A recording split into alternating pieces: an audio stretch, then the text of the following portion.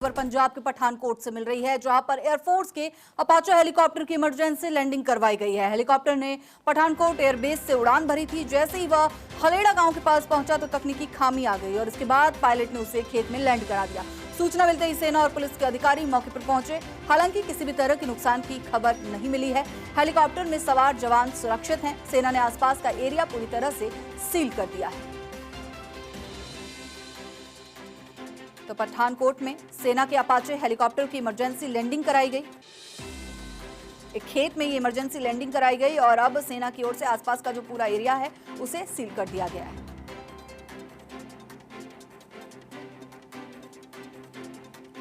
तो एयरफोर्स के Apache helicopter की इमरजेंसी लैंडिंग पठानकोट में कराई गई। तकनीकी खामी के चलते खेत में हेलीकॉप्टर को लैंड कराया गया।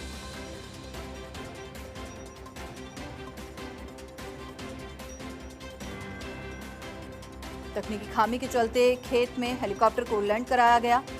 तो पठानकोट में एयरफोर्स के हेलीकॉप्टर अपाचे की इमरजेंसी लैंडिंग कराई गई।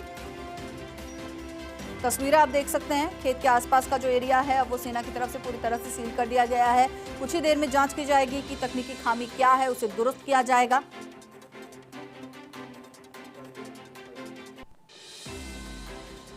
खबर पर और अधिक जानकारी के लिए हमारे सहयोगी थानेश्वर हमारे साथ जुड़ चुके हैं। थानेश्वर, क्या जानकारी इस पूरे मामले को लेकर? एयरफोर्स के अपाचे हेलीकॉप्टर को खेत में लैंड कराया गया है, इमरजेंसी लैंडिंग रही है।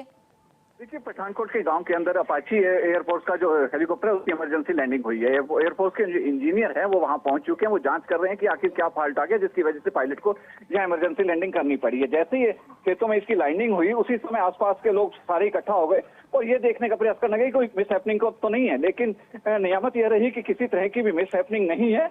पायलट और सही सलामत है और अपाची जो हेलीकॉप्टर वो भी सही सलामत है। लैंडिंग हो चुकी है। एयरफोर्स के इंजीनियर उसकी जांच कर रहे हैं।